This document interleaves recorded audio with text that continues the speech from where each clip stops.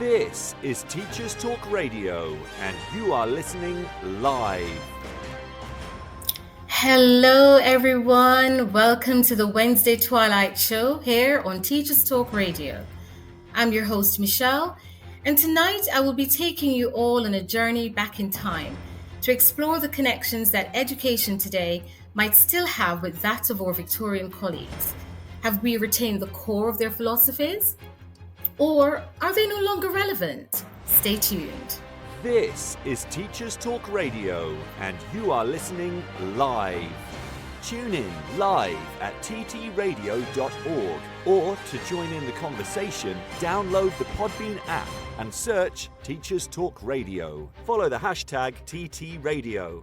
Tune in, talk it out with Teachers Talk Radio. Hello again, everyone. Thank you so much for those of you who've joined. Welcome to the show, the Twilight Show, and I'm hoping that tonight will be another informative and insightful discussion. So tonight, as I said in the introduction, I'm just going to take you down memory lane a little bit. Not memory lane, because this is Victorian times. So I'm taking you back in the past, and just to explore what education was like then and how it has helped to shape education today. So having been in the classroom for a number of years now, I'm becoming increasingly reflective on current customs and practices that shape the 21st century education landscape, because clearly there has to be an origin. And so we're thinking about the teaching and learning infrastructure, behavior for learning expectations, relationships with stakeholders like parents, the community, our approach to monitoring and inspections. And if you think about it, they all seem to have remnants from the Victorian era. So in tonight's show, I would like to explore what remains or have been altered somewhat, because a lot of it has been altered for obvious reasons. We'll look at what's still relevant and what needs to be reconsidered. Because when you think about it, sometimes as adults, we ourselves cannot justify some of the rules that we impose on our children. And they will ask you, but why are we doing this? And why do I need to tie my hair back? And why do I need to tuck my shirt in? As my fellow colleagues can tell you. But we do it because sometimes these are the things we learned ourselves in school. These are the things that our principals expected of us. And then when we join various schools, those are the rules we're expected to facilitate or to encourage amongst our students or to get them to follow as well. And of course, when we enter teacher training programs, those values are further entrenched through pedagogy. So I'm not suggesting at all that we do away with school rules. We need them for our own sanity. We need them for some structure and some order. But the question tonight is, are they all necessary? So that's what we're going to explore. For those of you already online, please remember to download the Podbean app so you can tune in, share your own thoughts, your own opinions as well.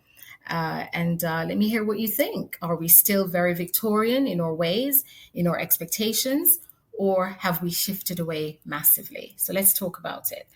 So in order to really establish where we're at today and what values we still uphold, I think it's important for us to have an overview of education in Victorian England and what it was like. So education, first of all, was not mandatory at the beginning of the Victorian era, but became increasingly structured.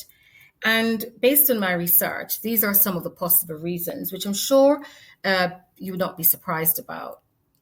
We had the Industrial Revolution and economic needs. So with the rise of factories and industries, that created a demand for literate and numerate workers, because clearly the owners of these factories needed people who could read instructions, write records, and perform basic calculations. So there was a demand. And even today in our society, education responds to the demands of our society.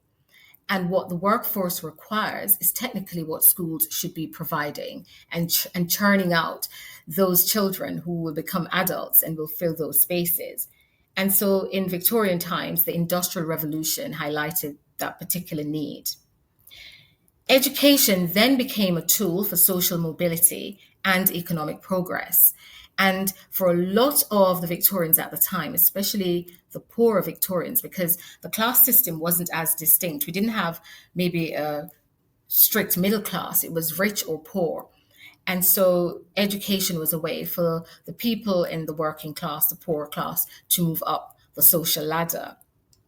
Now, today, education is still seen as the way out and the way to climb the social ladder. However, there are more creative ways of doing so these days. And with the growth of social media, that has really opened up more opportunities for people to move up socially. Then they also had social reforms and changing attitudes. So there was an increased awareness of child welfare, which led to a push for education as a way to improve lives. So we know that it was during this time we had children being used as chimney sweeps. Some of them turned to begging, some of them resorted to stealing. So with social reform, there was an awareness of child welfare and that those attitudes and practices needed to change. So we had reformers like Lord Shaftesbury, who was one of the most effective social and industrial reformers in the 19th century, who really pushed for those changes. And also, of course, the very famous Charles Dickens, through his writing, through his literature, he promoted that as well and highlighted the struggles of the poor, and especially poor children. And I'm sure you can all name a Charles Dickens text that highlights some of those issues and concerns. So education was therefore seen as a means to reduce child labor and poverty, because we know that in the Victorian times, children were sent out to work so that they could contribute to the household income. There were also government interventions and legislations. So before the 19th century, education was mainly run by churches and charities. And that led to inconsistency, and funding was also minimal. So they had poor facilities and class sizes of up to 100. Now, today we complain if our class sizes go beyond 25. Could you imagine? Or Victorian counterparts with up to 100 students. So for me, the maximum number of students I've ever taught in any one setting was 60. And I did that twice, actually. Once in the early days back in Jamaica when I was doing my teacher training, we had a class of about 60 students. And I had to resort to some strict Victorian rules to make sure that there was order and discipline. And I'll talk about some of those rules later on in the show. But class sizes were huge. And it's important to bear in mind also that the wealthy children were taught by governesses, and they were taught Latin and all the sophisticated subjects. The poor children were taught the 3 R's: reading, writing, arithmetic. Okay, so they weren't exposed to the classics and classical studies. So those were some of the things that existed before the reform. And then the government introduced laws to standardize schooling. And a lot of that we see today that's been built upon today to create what we have in the 21st century.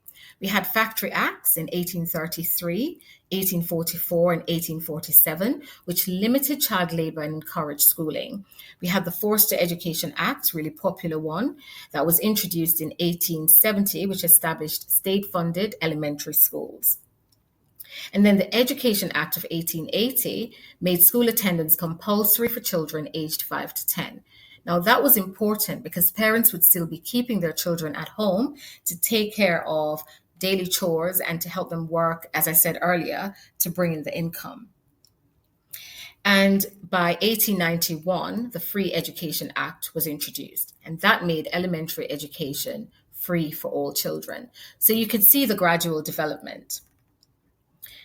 Now, one thing with the curriculum, it promoted nationalism and empire building. And if you can imagine the times in which this occurred, you can see the relevance of that. So the British Empire needed educated citizens to work in administration, trade, and governance. Of course, they needed these people to go to the Commonwealth, to the colonized regions, and to spread nationalism, that's British nationalism, and to train people to read and write as well, to make them literate and numerate, and to make sure that they're very knowledgeable about the British Empire and the British history as well. So that was one of the reasons as well. So schools promoted British history, geography, and patriotism. Then we had the growth of educational institutions and training for teachers.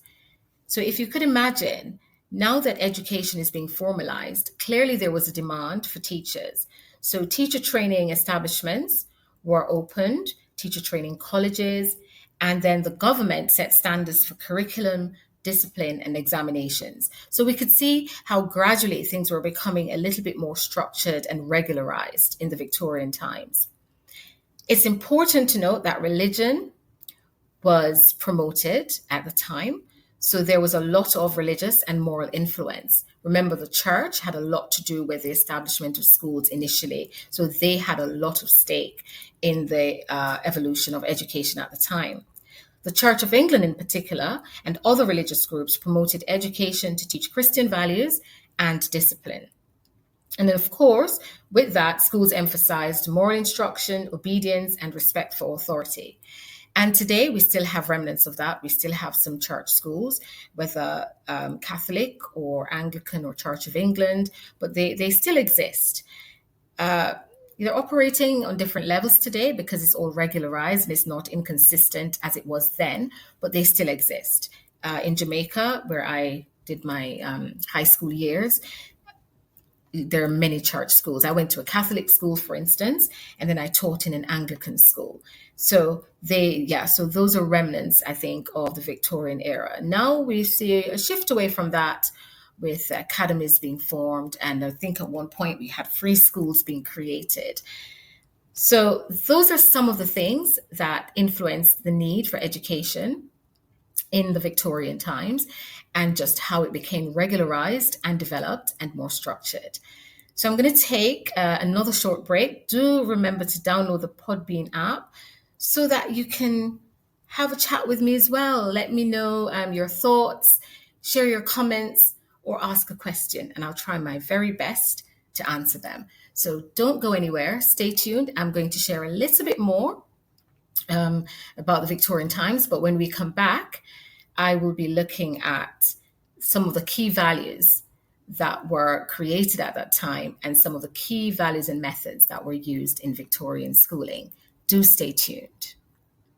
This show is brought to you in partnership with John Catt Educational, publishers of professional development books and resources that support great teaching and learning in schools around the world. Don't miss out. Level up your professional development today and visit johncattbookshop.com to explore the full range of titles. Use the code JCTTR2425 for 20% off your order. Happy reading. Yes, so there you go, John Catt. They've got a very impressive catalogue. Do check them out. So just before that short break, I was just talking about some of the historical context behind Victorian education and how it evolved over the years. So I'm going to start the discussion, and I'm going to start with key values and methods used in Victorian era schooling. Some of these you all know about, so I'm sure you'll be chuckling a little bit along with me as we remind ourselves of these things. And the first thing I'm looking at is discipline and obedience. Schools enforced strict rules to instill obedience and respect for authority. There were no shades of grey. Victorian schools were known for this, strict discipline and harsh punishments. And they believed that these instilled obedience, respect, and moral character. Now, this was successful for them. And if we look at it from more 21st century perspectives, we'll be like, that was barbaric. But teachers were regarded as very strict authority figures, and students were expected to follow rigid rules with little room for questioning or creativity. So today, the alarm bells are going off because today we encourage questioning, we encourage critical thinking, we encourage creativity in the classroom. We talk about engagement, and it's all about pupil engagement. Back then, they had no choice. They had to engage, whether they were learning or not. They had to show that they were engaging by learning in absolute silence. Another thing that was prevalent was corporal punishment, which, of course, we do not entertain at all today. But that was widely used to maintain discipline. Corporal punishment in the form of caning, and that was the most common form of punishment, where children were hit on the hand, the legs, the bottom with a cane for misbehavior or poor performance. So clearly, an outdated practice and one that should not have been used in the first place, because we really shouldn't resort to violence to try to instill discipline. But there were also ruler slaps. So it wasn't just straight for the cane. There were ruler slaps for minor infractions, such as talking in class. Today, we have a different structure, don't we? Students talk, we take them through the process of a warning, and then you go through your behavior policy and you take it to wherever if the behavior continues. But then they would have a ruler slap. So that was a minor punishment in their eyes. And of course, they had the air and the hair pulling, which I'm sure if you're probably from the Gen X generation, you'd probably be aware of this, not necessarily from teachers, but from the home. A quick and humiliating punishment for inattentiveness or misbehavior. So they would do it there and then. I mean, it would probably get a giggle out of the other children who would then be pulled back in line with a slap. So there was absolutely no way out. Very strict discipline. Another thing that was practiced then was public humiliation and the use of the dunce cap. And I think in one of my previous shows, I talked about this because I saw that in a school I taught at back in the day, where somebody actually used that when a student was not doing as she was told or following the instructions or making progress. But it was not entertained, I must add. It was frowned upon by all of us. So a child who struggled academically might be forced to wear a tall, pointed hat labeled dunce and stand in the corner as a warning to others. And if you watch some older films, you'd probably see examples of this. Now, imagine how humiliating that must have been and so destroying for that child to be walking around all day. And even if they're no longer wearing the dunce cap, it's almost etched on them. You know, it's like a Jane Eyre type of thing, where other students will be seeing them and thinking, uh-oh, that one is of low intelligence. That one is not smart enough. He or she is not clever.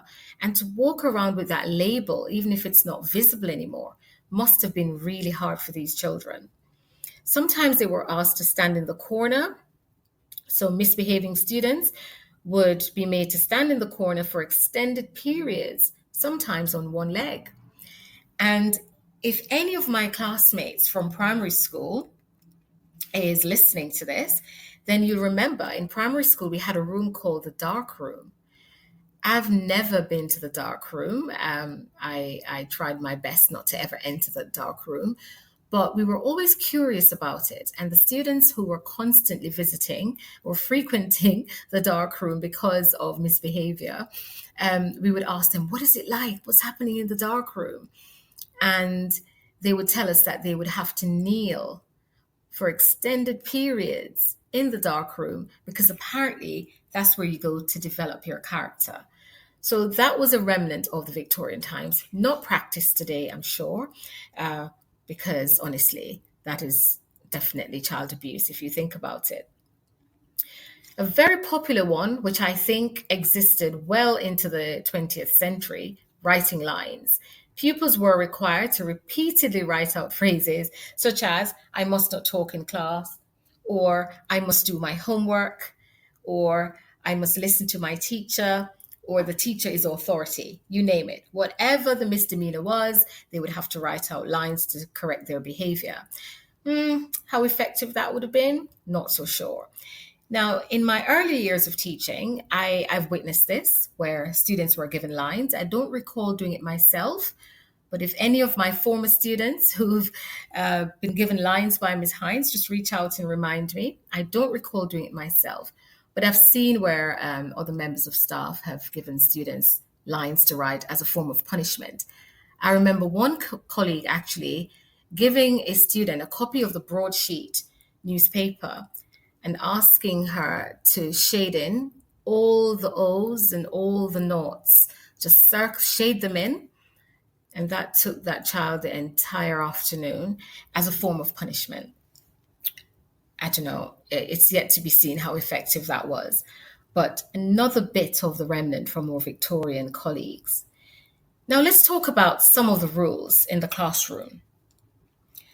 Students were asked to sit in absolute silence unless they were spoken to and they were given a response.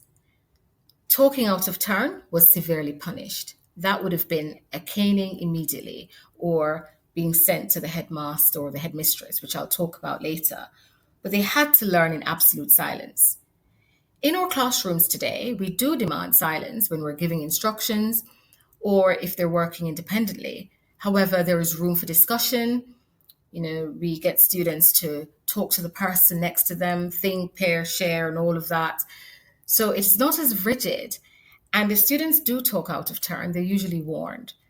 We obviously don't cane anymore, but they do get a warning. So I think to an extent, don't know if you'll agree with me, you can tell me your own thoughts, but we still kind of demand silence. And we don't cane and we don't hit our students today, but we do give them the eye, don't we?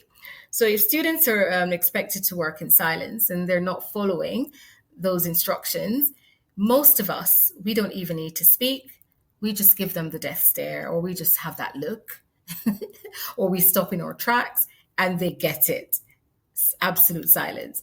I'm finding that increasingly, the younger students, that doesn't even work of such, because you stare at them and they will make a comment. Miss, are you okay? Are you having a good day, miss?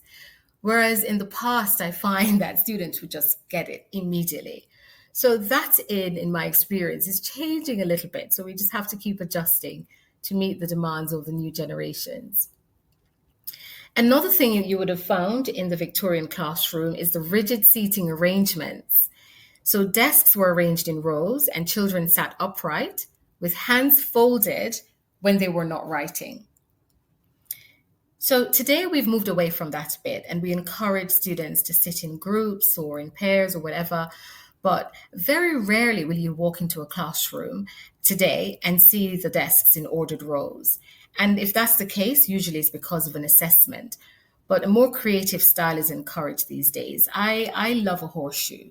So sometimes you'll find I have a middle table, a middle row of desks and chairs joined, and then around it I've got my desks and chairs. So like a conference style. So I can keep an eye on everybody and it's more collaborative. So the classrooms today, in my opinion, are more collaborative. And this sitting in rigid rows is not so much of an expectation. Now, we do encourage our students and we do tell them to sit upright. I'm sure you'll all agree with me. When they begin to slouch, maybe with a little hand gesture, we go up, sit up, or we tell them outrightly, sit up, pay attention. Hand folding, we don't really encourage that, because I think if we see them folding their hands, we're probably thinking that they're not in the mood to do any work. But we do tell them pens down when they're not supposed to be writing. In our modern day, we say all devices down, please. So it's not just the pens anymore. It's close those devices, pay attention, because if you're not careful, somebody will be sneakingly watching something on their iPads or their laptops that has nothing to do with the learning. So that's the challenge we have today. And it's not them writing and doodling of such. It is being distracted by other things. Now, in the Victorian era as well, there was uniformity in behavior. Students had to follow precise movements, such as standing and sitting on command. Now, to an extent, we have that today, and I've taught in a number of settings, and it is the same everywhere. Some things are the same. So, for example, in some schools, students are expected to stand when an adult enters the room, and then they only sit when you tell them, okay, you may be seated. So that still happens in some settings. Increasingly, I think it's changing, and it's not a requirement. Sometimes you walk into a room and the students all stand, you thank them and just quickly. Sometimes I tell them before the third person gets around, no, it's okay. Now, I remember when I was in high school, and if any of my high school classmates are listening, you'll relate to this one. I remember one afternoon, our principal decided to keep us behind after the bell went until we learned how to stand without scraping the chairs on the floor. Now, there was an intercom system, and we would be dismissed via the intercom every afternoon. This particular afternoon, our principal was annoyed that when she said it was time to go, all she could hear were the chairs being scraped on the floor. And she was like, not having it. All of you girls, have a seat. So we would have to sit again. She goes, stand. And then the chairs would scrape and we would have to sit again until she could hear little or nothing at all from the chairs. Now, that was a feat in itself, because imagine a school of maybe over 1,500 girls all standing at the same time. Oh, there will be some sound. There will be some noise. And I remember looking out the window and I could see the cars going around the block of parents who'd come to pick up their children, but they couldn't get them because our principal was adamant that we stand together in silence and we sit together in silence. So that was really Victorian, because in her eyes, we were standing and sitting like ladies. If not, that's why the chairs were being scraped on the floor. So those were some of the expectations. And in terms of uniform as well, they were expected to wear particular uniforms. Girls had to wear knee-length woolen dresses of dark color, with a white apron tied at the back, thick black stockings. Now, as I'm describing this, I'm sure you're probably smiling because you're thinking, what has changed in our uniform? We're still doing the dark colors. The girls' uniform is still expected to be a little bit below the knee. We're still, today we go around and ask the girls to pull the skirts down because the rolling up is a popular trend.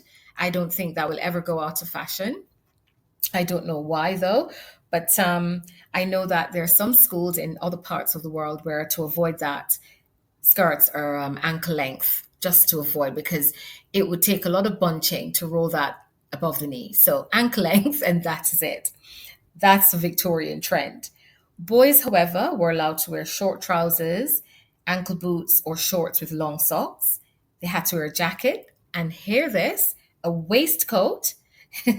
So we're not as extreme, and a jumper underneath, and of course, dark colors. So today, I think maybe for practical reasons, dark colors, lots of schools wear like a white shirt, but with a dark jumper over it. So dark colors were encouraged at the time.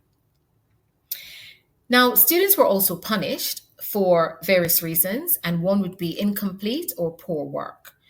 So if they didn't complete the work, they would be given extra assignments to do, or if they had poor handwriting, they were given extra work. I know that maybe in the primary schools today, please correct me if I'm wrong, handwriting is still something that's taught. What I do know is by the time the students come to the secondary phase, it is not emphasized as such. However, we do, especially English teachers, we do comment a lot on handwriting.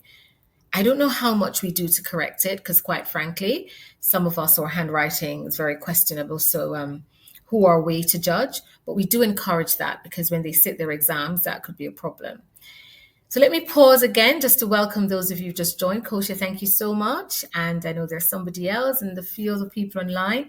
Thank you for joining. Tonight we're talking about Victorian education, remnants of it today in the 21st century. So I've covered some of the history of Victorian education. I've looked at some of the punishments, the high expectations, and I'm just talking now about punishments for incomplete or poor work. So please do share your thoughts and your comments or your questions. And Kosha has shared a comment with us. She said her handwriting, I think you're referring to Kosha, is exceptionally questionable. We have a running joke that mine is abstract art. Oh my goodness.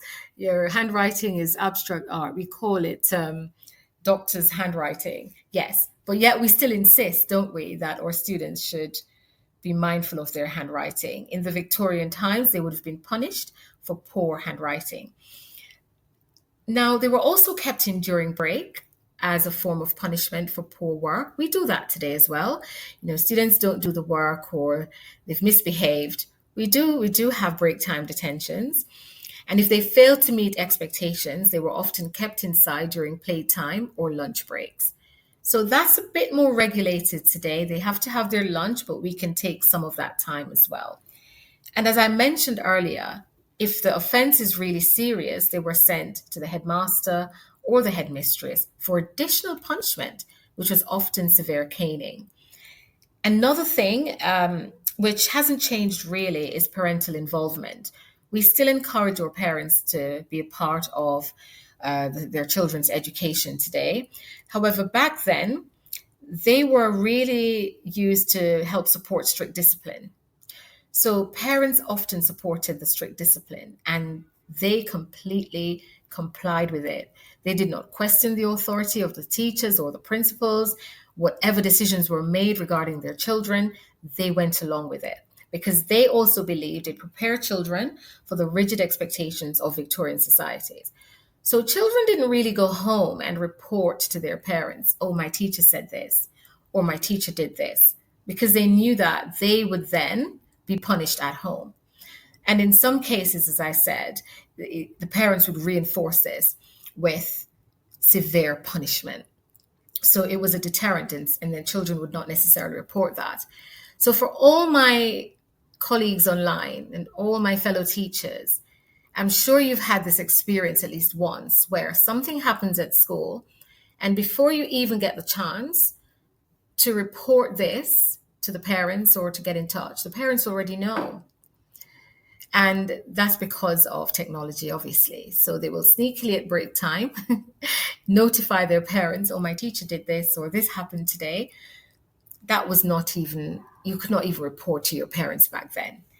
The school would get in touch and the parents would issue their own form of discipline. But things have changed where that is concerned today. How supportive parents are today, that's up for discussion as well. You will find some parents who are extremely supportive, wanting the best for their children. And you have those parents who will not give you a chance for you to explain from your own perspective what happened or to show that you're here to support their children. But they will listen to what the children have to say and cause nothing but issues and conflicts. So it varies. But majority of our parents, I think, are still very supportive. So what were some of the possible impacts of these militant approaches? Because clearly there had to be some repercussions. And what some researchers have said is that it created a fear-based learning where many students learned out of fear rather than genuine curiosity. They were just afraid of that leather belt or the cane, whatever material was used for it. They were just afraid of it. And so rather than, asking questions or showing that they didn't really understand something or making sure that they did whatever it took to understand something, they would sit there and learn in absolute fear. Now, in my primary school days, and for those of you who are listening, if you're listening from Jamaica, you might be able to relate. I was sharing this with my son last night, actually, that my primary school teacher had a belt that she named her belt, and I've probably spoken about this before. And that belt was a leather belt, like raw cow's hide. And she would keep it on her desk as a reminder. If you step out of line, you will feel the wrath of this belt. And so we would just look at that belt and try our very best to sit in silence and do as we were told and try not to step out of line. So that is something I think that carried over. So there was this sense of conformity over creativity. Questioning authority or thinking independently was absolutely discouraged. Now today we encourage critical thinking. We ask our students to ask questions. If they don't understand something, we tell them no question is a silly question, so we do encourage it. But they do question our authority today even more than they did in the past when I just started teaching. Oh, wow. Kosha said her teacher also had a belt, her primary school teacher, and she called it Dr. Do Me Good. Dr. Do Me Good. So indirectly, you're being sent a message there that this is not punishment. This is to do you good. This is to make sure that you stay in line and you follow the rules. Absolutely, Kosha. Dr. Do Me Good. Oh my goodness. The things that people got away with, the things teachers got away with back then. And believe it or not, these belts or, these straps that they use, they weren't just on the desks for decoration. Coach, you'll agree with me that they did use them. And some students experienced it more than others, but they did use them. So in the Victorian times, students conformed and they couldn't question authority. Today, our students will ask, why? Why am I doing this, miss? Thinking independently was discouraged. You had to learn what was on the curriculum. There was none of this go and research and come back. Well, I think facilities and resources wouldn't lend itself of such to that. But everything was left up to the teacher. And you just did as you were told, learned what you were taught, and regurgitated it later on.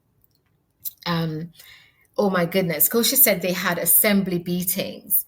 Now that is taking it up a notch. So I guess everybody was gathered and they were given a fine beating if they misbehaved. Oh my goodness. So the leather belt would be used. Oh, wow. So we can see that some of the Victorian styles of discipline really carried over into the 20th century. Oh, wow. Yeah. And I'm laughing about it, but it's not humorous. I'm laughing just to think about the fact that people got away with it. Today that's unheard of. But yeah, I remember, talking about assembly beating. I haven't experienced that, but I've experienced where the teacher would walk into the classroom and for no obvious reason, she would just say, everybody stand and stretch your hands out. And we're like, what have we done? But we can't even verbalize that. You just have to stand there shaking like a leaf with your hands out like, ooh, what's going to happen? And the teacher just walked through the classroom and just give everybody a slap on the hand. And we're thinking, right, okay. So what was that for? But I guess that was just a taste of Dr. Do Me Good, I suppose. So that's interesting. So just some remnants from the Victorian times. Now, what happened as a result of that was a high dropout rate. So the harsh conditions led some children to avoid school whenever possible. And I think maybe that's where bunking and truanting started, really. You'd pretend you're going to school, but you're thinking about the punishment and you would just probably stay away. And this was mainly among poorer families. And also those family members would keep the children away just to help them because they relied on the children to help to bring in an income as well. So that would have been one of the reasons why those children would have stayed away as well. Koshi is also mentioning that they had multiple choice recital after lunch. And I'm going to take another short break. And after that, I'll be talking about rote learning. So yes, Koshi, there we have it anyway, that it still exists to an extent. And dreading making an error that you would get the belt. So I'm going to discuss that after this break, but right on track, Koshia. So please bear that thought in mind. That's what we're going to talk about next. How does it relate to today? Are there any remnants of the Victorian era that we still subscribe to, or maybe watered down a little bit? Is there anything that we need to get rid of completely, or are there some values that we should revisit? Do stay tuned. This show is brought to you in partnership with John Catt Educational, publishers of professional development books and resources that support great teaching and learning in schools around the world. Don't miss out. Level up your professional development today and visit johncattbookshop.com to explore the full range of titles. Use the code JCTTR2425 for 20% off your order. Happy reading. Welcome back, everybody. For those of you who've joined, thank you so much. Remember to download the Podbean app so that you can share your comments and your own insights, your own experiences, or maybe ask a question. So thank you so far for all the comments. For those of you who've made a comment and shared some of the things that you have experienced in your own education and in your high school or primary years. So we've talked a lot about what it was like in the Victorian times. In this segment of the show, I'm going to talk about the connections between Victorian schools and schools today. And you won't be surprised about some of the connections. Koshia has already preempted some of those about rote learning and fear of making a mistake and that you'll be beaten or you'll get, you be caned if you make a mistake or if you fail to remember. So rote learning was the norm in Victorian classrooms. Drill and repetition lessons were often mechanical and repetitive, as you could imagine. And so students were focused on copying and reciting.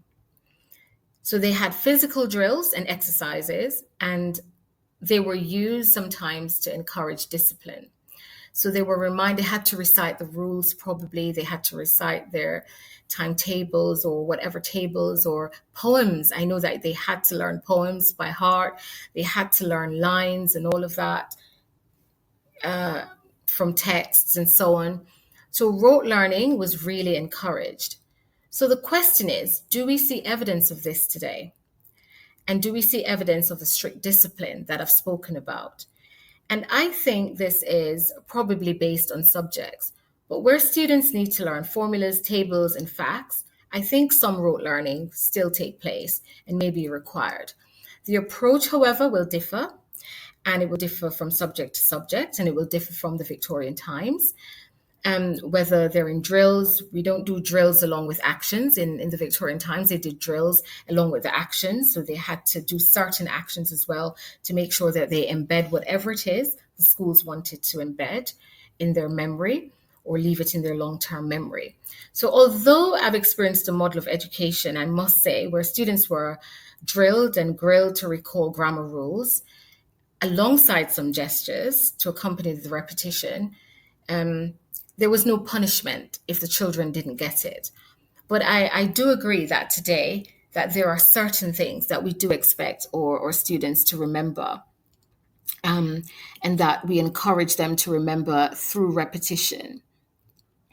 I think Koshi is saying that she has used this to an extent.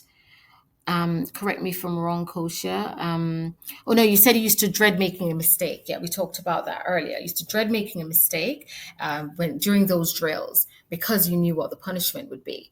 So today we don't really punish the students if they forget, but they're expected to learn some things offhand. And I know for those of us who teach English, like contextual things and dates, we want them to remember those things.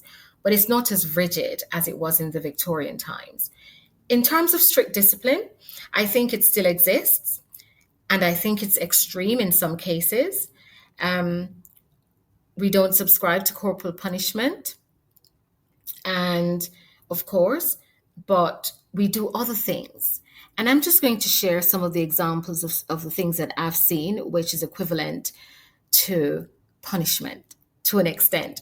Or some people may argue it's just for discipline and it's just for order. But for me, asking students to stand in the cold weather conditions, stand in line until everybody's orderly and nobody's moving, until everybody's standing orderly, there's absolute silence before they can go to form and be registered. In my opinion, and it might be controversial, I think that needs to be reviewed. Because I think there are other means of ways of ensuring that there is structure and that there's a routine without punishing our students and ourselves as teachers, standing in the cold or in the heat or whatever until the lines are perfect. Because what does it do for the students for the rest of the day? It doesn't mean that then for the rest of the day, they're orderly and well behaved and following instructions and obeying authority. So I just think some of the things we do, and those of you who are listening, you can think of some of the other stringent measures that are taken for discipline, and you yourself will question whether or not those things are relevant or effective. Detention still exists. Sending students to the head teacher to escalate an issue, that still exists today. Do we humiliate our children about their cognitive abilities? Not explicitly, in my opinion, but we do set them, and we set them according to abilities in some settings. And that is sending an implicit message that because you're not able and because you're not capable enough, you belong to that group. And we think it doesn't impact on our children, but they do go. They're sensitive enough and clever enough to figure it out, and they will ask, and they will say, "Oh, why am I in this class?" And not only do we set them, but we name them numerically. So we go set 1, set 2, and we go all the way down sometimes to set 8, or whichever way it's used in different schools. And so students will ask, so why am I in set 8? And then other students sometimes try to humiliate them and offend them by saying, you can't talk to me, you're in set 8. And I've seen that happen before. So although we don't put the dunce cap on and we don't humiliate them publicly, we do other things that I think could impact on a child. And I spoke about this last week when I had my lovely guests on, and we're talking about setting according to ability and my own experience in secondary school. Writing lines, I mentioned earlier, still existed when I started teaching, and I haven't seen that as a form of punishment in years. I think that's obsolete, absolute waste of time and paper and ink. Today, we will require absolute silence, as I said earlier, at some points in the lesson. But I think most teachers will agree with me that we no longer punish overtly. When students fail to comply to the silence request, we don't go, oh, get out. There are other means and ways, and we do follow the behavior policy, and it is an expectation.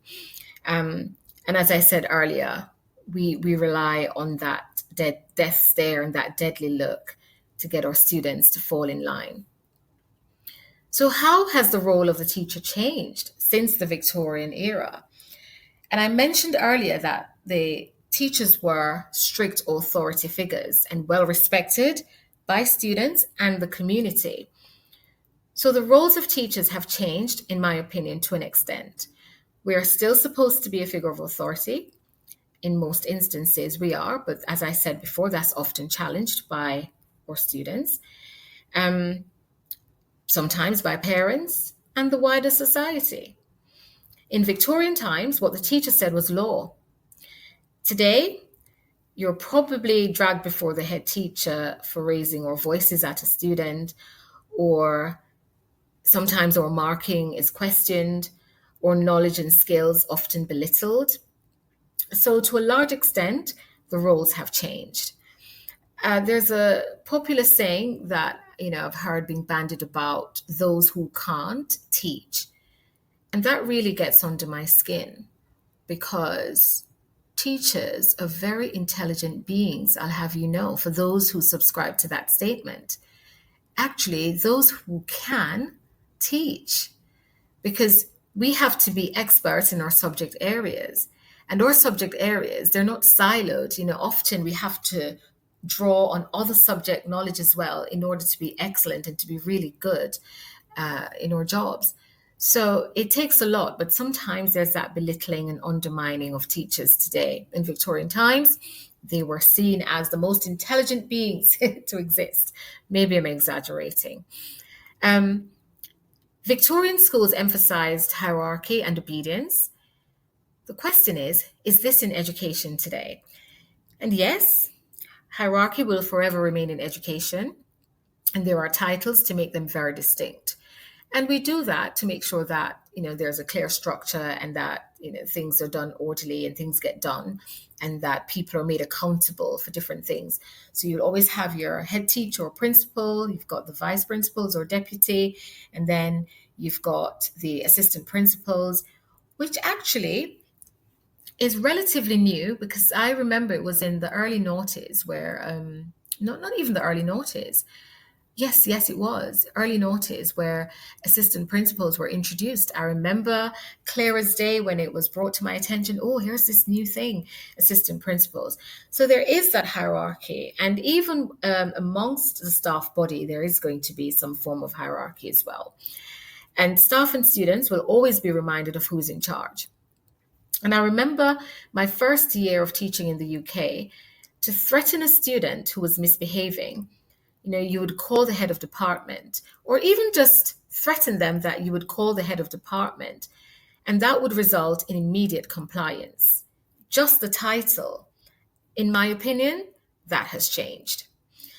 You tell a child today that you're going to call the head teacher, and 9 out of 10 times, they're probably not fazed by it. They'll probably say, okay. Or they might comply, but okay, let's try not to escalate this, but not that they're doing it out of sheer obedience. It's because they probably know if it goes to the head teacher, then the parents might be notified, and then they might have an issue there. But you tell a student today, I'm going to call the head of department. They might ask you, and who's that? So for me, that has changed. Obedience is expected. We expect our children to follow the rules and to obey our instructions, but we brace ourselves sometimes for fights and arguments. And as you know, we're encouraged not to get involved in any kind of back and forth with our students because they do love a showdown, and the rest of the class, they love it. So you don't engage. So you say what you have to say, and if they're not complying, we tend to just follow the behavior policy and try to, de-escalate things. Now, the Victorians had a one-size-fits-all approach to learning. And the only differentiation they had was gendered. Boys and girls were taught separately. We still have that today to an extent. We have mixed schools, yes, but we still have our single-sex schools. And I think I did a show on that already, on single-sex schools. So that's something from the Victorian times. Boys were prepared for trade and industry. No surprises there. And girls, domestic skills. So for a long time, I think boys excelled in those STEM subjects. And I think there's been a shift in mindset and where STEM subjects are now promoted among girls. And I remember there was a big drive to get our girls more involved. So lots of resources have been thrown to shift those mindsets and to provide for a more inclusive education.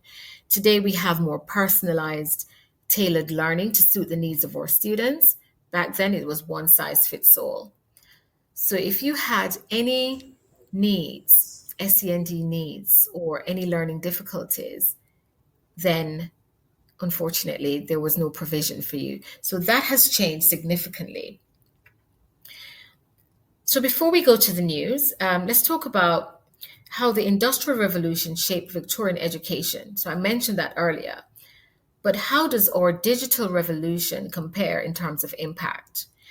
And I'm sure you'll agree that the digital age is definitely shaping education today. We've got the AI influence. I know some schools are saying they're going to ban the use of ChatGPT, although I think it has its place. But we see the influence of that. And especially for us English teachers, that's a challenge for coursework. We see how the digital age is shaping jobs and the workforce. That's changing as well. And we clearly need to equip our students so that they can function successfully in this new environment. We see accessibility to information, no longer having to rely on the teacher for information. Whilst you're teaching, students could be checking you whilst you're teaching. They're quietly Googling and just checking if what Miss said or what Sir said is accurate. We have more distractions in this digital age as well. Teachers and educators will therefore have to adjust pedagogical approaches to incorporate emerging technologies. And so just as how the Industrial Revolution shaped education, I think the digital age is doing just that, where we have to rethink some of our approaches to teaching and learning, where we have to think about the workforce, the demands of our society, and then try to meet those demands. So before we go for the news, just think about it whilst we listen to the news tonight. Just think about it. To what extent are we still carrying on some of those Victorian values? Have we shifted significantly, or the remnants that exist, do they really help to shape what education is like today? Do stay tuned. Those of you who've joined and you are still listening to me on my own tonight, thank you so much. I would love to hear from you. If you've experienced any of these Victorian style teaching or approaches to discipline in your school setting, do stay tuned. Let's join the news. This show is brought to you in partnership with John Catt Educational, publishers of professional development books and resources that support great teaching and learning in schools around the world. Don't miss out. Level up your professional development today and visit johncattbookshop.com to explore the full range of titles. Use the code JCTTR2425 for 20% off your order. Happy reading. This is Teachers Talk Radio, and this is Teachers Talk Radio News. In this week's education news, The Guardian, The Standard, and several other newspapers report that the Education Secretary, Bridget Phillipson, pledges to tackle chronic skills shortages by abolishing the Institute for Apprenticeships and Technical Education and replacing it with a new body called Skills England. The bill, which will transfer the functions of the Apprenticeships and Technical Education Institute, reached its second reading in the House of Commons and was passed by 317 votes to 55. In support of the bill, Phillipson said, "The skills gaps that we face in our country deny people the opportunity, the power and the freedom to choose the life that they want to live." Critics of the bill argue that the new body, Skills England, will not be truly independent and will not have the respect of the profession. Phillipson responded by saying this approach was necessary because of the urgency of the skills shortage. Periodical Schools Week carries the story of ex-schools inspectors who have launched the alternative big consultation on Ofsted report cards. Former senior officials behind the alternative big listen last year fear that current proposals to change the inspection system are being presented as take it or leave it. Frank Norris and Colin Richards have therefore created the alternative big consultation to independently gather opinions on plans for new report cards. The survey, which launched this week and closes on April the 4th, will run alongside Ofsted's own official 12-week consultation, which closes on April the 28th.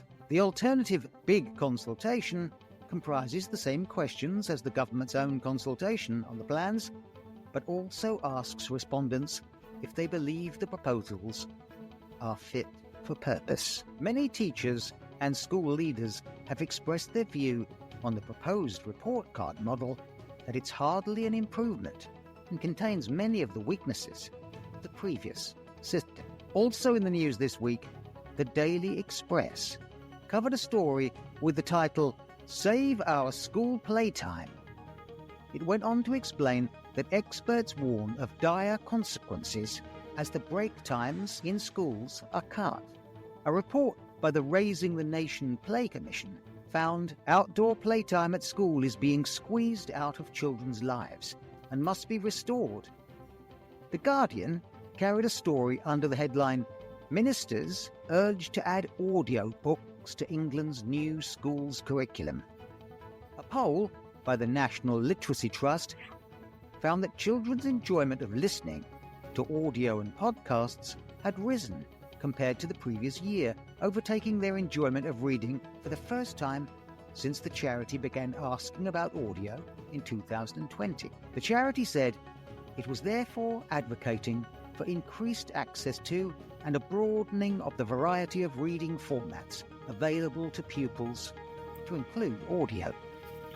Jonathan Douglas of the NLT stated, "In recent years, we've seen a steady rise in children's enjoyment of listening to audio and uncovered the myriad benefits it can bring, from sparking a love of reading to deepening learning and boosting well-being." PES Magazine reported this week that primary school PE training was woefully inadequate. As reported to MPs, the chief executive of Youth Sport Trust called for PE to become a core subject to drive up standards and improve fitness. Giving evidence to the Commons Culture, Media and Sport Committee, Ali Oliver called for PE to become a core curriculum subject with much higher status, and she told the committee that training problems were exacerbating the situation where there were 41,000 fewer hours in 2020-23 compared to 2011 and 12. Less than half of children are getting what the Chief Medical Officer recommends as the minimum amount of activity. More worryingly, we know that 30% of children get less than 30 active minutes a day. LBC News reported that a teacher was sacked after a joke about whacking a pupil over the head was misunderstood. Lakshmi Subrian, who had taught for over 35 years, was sacked after a school child who spoke English as a second language misunderstood the comment. The teacher was dismissed from Gilbert Colvin Primary School in Ilford, East London in 2023 following the incident. Miss Subrian took the school to an employment tribunal, claiming the remark had been made in jest while teaching Year 6 pupils and preparing them for their maths SAT exam. Speaking at the disciplinary hearing in July 2023, she said the child's decision to continue attending her after-school club showed they had not been that upset. However, she lost the appeal. Teachers' unions supporting Miss Subrian argue that this case adds to the vulnerability many teachers feel when a single ill-judged remark could end a career. And finally, a piece of research by the British Educational Research Association. Like many pieces of research, it shows something we might have always suspected was true. In their paper, A Century of Educating Britain's Political Elite, Privilege Masquerading as Meritocracy, they show how Oxbridge and private schools, called in Britain public schools, dominate the selection of cabinet ministers and prime ministers. Oxbridge educated 14 of 21 prime ministers between 1922 and 2022. Unsurprisingly, they conclude that the concentration of elite formation systems raises concerns that their graduates will suffer from groupthink.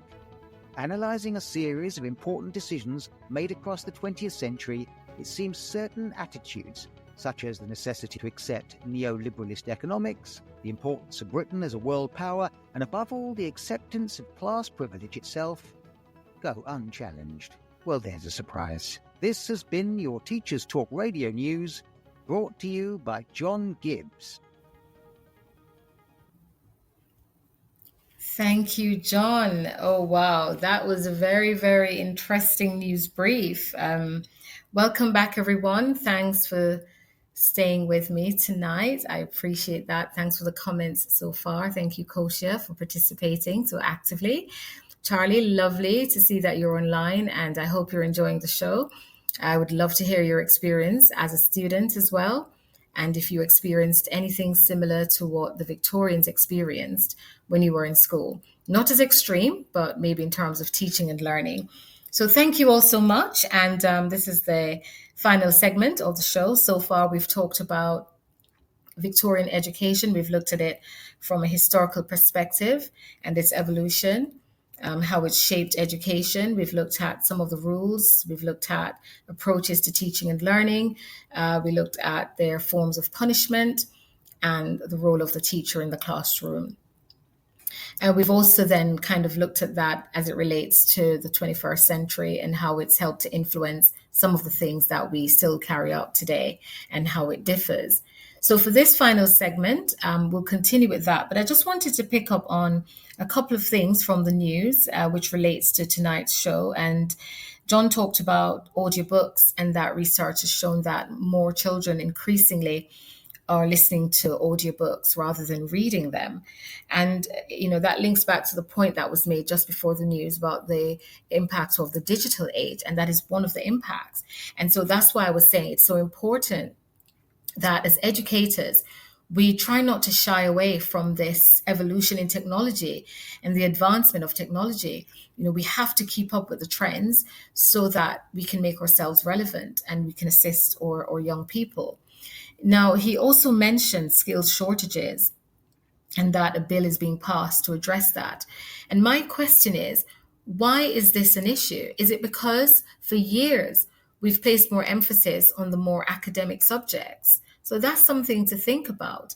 And now we're seeing the impact of that in today's society, where there's a shortage because, we're so driven by the academics, and students must get these subjects and their progress 8 and attainment this and so on. And we push all our students to everybody must go to university. I disagree with that.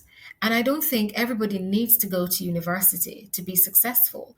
There are different paths, and we should really encourage our young people to follow the path that they want, and that will really help them to be fulfilled human beings in the end, and wholesome human beings. And everybody does not have to go down the strict academic route. And maybe that's why we're beginning to see this skills shortage.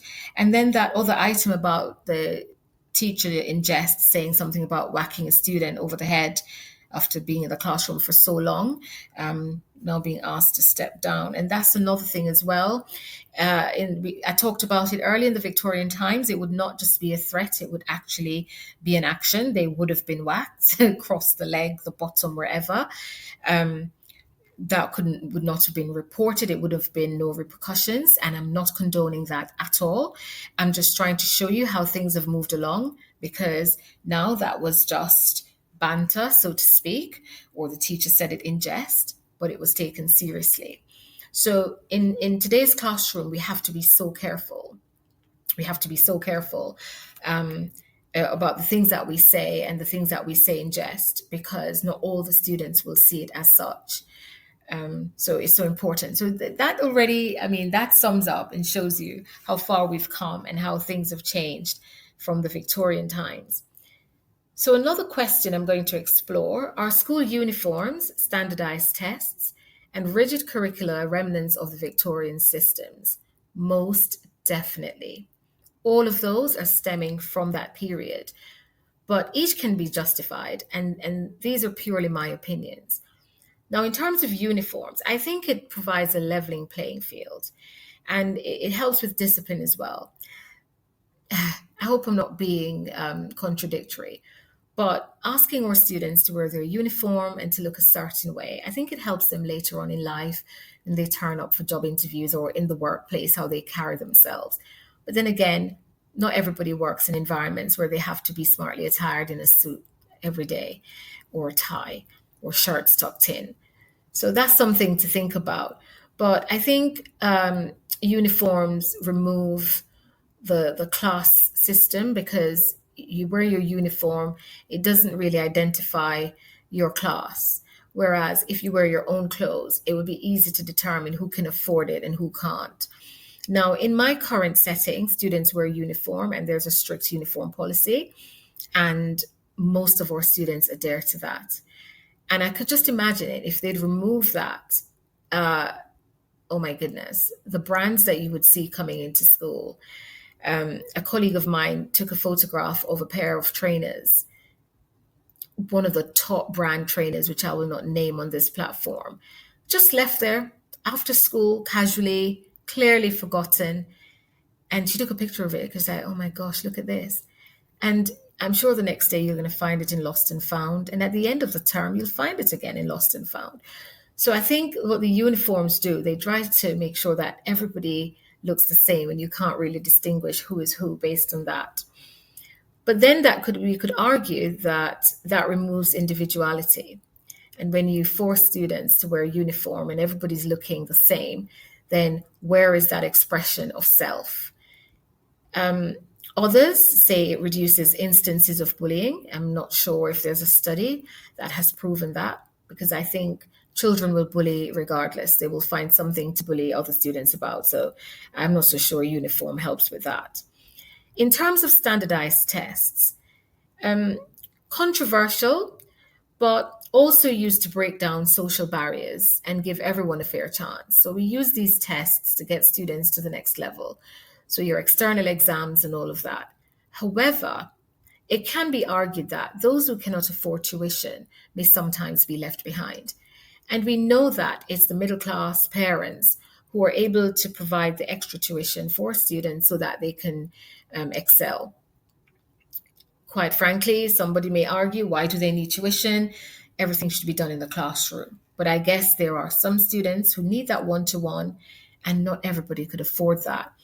I mentioned this in another forum, talking about parents paying for children to do extra lessons with things like the 11 plus. So standardized tests, still a thing, but it's hopefully gives everybody a fair chance. That's something for discussion. With regards to the rigid curricula, I think there's more flexibility today because we have a range of options. Remember in the Victorian times, it was the 3 R's, reading, writing, arithmetic. But now we have more options, and we've got BTEC subjects as well. And we've got the languages, not just for a certain class, but everybody could take French and Spanish, and other languages as well are being offered in the curriculum today. So we do have, to an extent, there is some rigidity because you still have to do core subjects. On the news, apparently, as John said, they're hoping to introduce PE as a core subject. So happy I'm no longer at school because, sorry, PE teachers, I love you all, but it wasn't my favorite thing. So that I would have struggled with that. But we still have the core, the maths, the English and sciences. So we still have that rigid structure there where the students are expected to do those 3 subjects. However, there are other options. So not as rigid as our Victorian counterparts. So another question is, if a Victorian headmaster walked in, or headmistress, by the way, walked into a school today, what would they recognize and what would shock them? And I just noted a few things. I would say, 1, immediately they would recognize the uniforms. They would recognize that we're still asking girls to tie their hairs back and the boys' hair to be cut a certain way as well. They would recognize that some desks are still in rows. And even though we encourage students to sit in groups today, when a class is extremely difficult, I've seen where teachers would put the desks back in rows until that class gets in line, until that class conforms. So if they're becoming too chatty, right, put you back in rows. So you will find that to an extent today. We still have the hierarchy we've got. And I mean, in any society, you have that.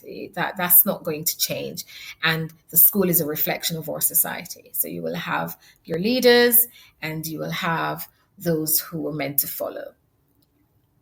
If you can think of anything else that they would see and recognize, please leave a comment. What would shock a Victorian head teacher today? I think the lack of discipline. They would be shocked to see a student answering back a teacher. They would be shocked to see a student not following instructions first time around. They would be shocked probably to see students leaving their seats without permission to just do random things like just go to the bin to put a tiny bit of paper in, or just leave their seats to go and get a pen off somebody without asking. So they'd probably be shocked about those things. Shocked at the number of students who end up in detention. Shocked at the punctuality crisis. The attendance crisis is still a thing. They'll probably be shocked at that. And maybe the lack of Latin. Why isn't Latin being taught? They would be puzzled, like, what's going on? And I'm sure there are some settings where Latin is still being taught today, but it's not as popular as it was back then. So maybe some of the things that they would be shocked about. I think also maybe teachers as well, and how we carry ourselves today, maybe not as formal as they did back then. They would be shocked also that we come with our lessons pre-planned, and we don't really write on the board of such because we've got our PowerPoints ready for learning. They'll probably be shocked at the fact that there's not much rote learning, although there is. And I think there's a new drive to encourage that to an extent. They will be shocked at the fact that our children probably still don't know their times table offhand, and they sometimes resort to counting the fingers. That they can't recite poems or Shakespeare. I don't know. Some of the things that they might be shocked about. Or they might be shocked that children can write in exercise books and have stuff to go back to and learn rather than depending on rote learning. Because remember back then, they used slates. And so you had to clean your slate for the next lesson. and then they introduced the quill pens. You dipped it in the ink and you would write. So prior to that, nothing was there for you to look back on. So you had to retain all the information. And so many of us would struggle today. We can barely remember our phone numbers or the phone numbers of our family members today, much less. So those are some of the things that would shock them. So what is the future of education? I think with the rise of technology, student-centered learning, and global accessibility, we're steadily breaking free from some of the remnants of Victorian education. And that goes without saying. And I think the gap is just going to continue to widen until lots of things will be almost non-existent. Well, I'm not so sure about testing and all of that in uniforms. Maybe those are here to stay. Who knows? So while some practices might be considered as outdated, like standardized testing, rigid curricula, and factory-style schooling, it's like a conveyor belt. We train this group of kids, we unleash them onto the world, and we get another batch in, and we do the same. Regardless of that, we know that education is undergoing a profound transformation from the Victorian era constraints. And moving forward, an educational system that is more flexible, more inclusive, and future-oriented. So I think it's okay to sum up that, yes, there are still some remnants of the Victorian education system in terms of our infrastructure and some of our approaches to learning and the way we structure our schools, and even the very way we structure the school day is a remnant of the Victorian era. The only difference is I think schools went up until sometimes 5 p.m., where that's slightly different today, unless we have some kind of meeting or training after school, but it's not a requirement of such today. So we still have some of the infrastructure, but we know that we're more flexible today, and as I said, more inclusive, and moving away from this rigid thing. We try to cater to the needs of our students more.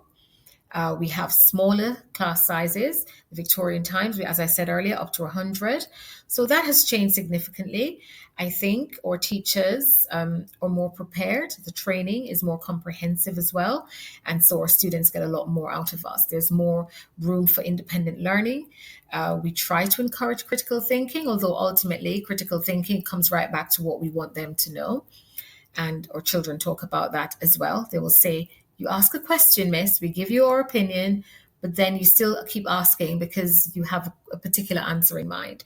So yes, so there are still some things, okay, that we've taken from that era. And for me, it's the silence. If you're going to be working quietly or independently, I want that to be done in absolute silence. But there are moments where we need to have a buzz in the classroom, and we need to have our students having a discussion, and we need to encourage them to challenge us as well, and to question things, and not to get angry about it, but to listen to our students, to make them understand that we are infallible. So as we move further away from the Victorian system and embrace the new digital age, let us continue to do so as professionals. Let us continue to do so, bearing in mind that the children in our care, they are the primary focus when we walk into that classroom. Their well-being, their academic achievement, and their goals and aspirations, that we provide everything that they need to meet those goals and aspirations. So that is the end of tonight's show. Thank you so much for joining me. Thank you for listening. Thank you for joining in with the comments. And please encourage your friends and family in the future to download the Podbean app to join in. Also to download the podcast, which will be made available shortly after the program. And thank you so much. Hopefully next fortnight, I will be talking about inclusive education. So just kind of building on what we talked about tonight. Thank you so much for joining, wherever you're joining from. And do continue to tune in to the Wednesday Twilight Show.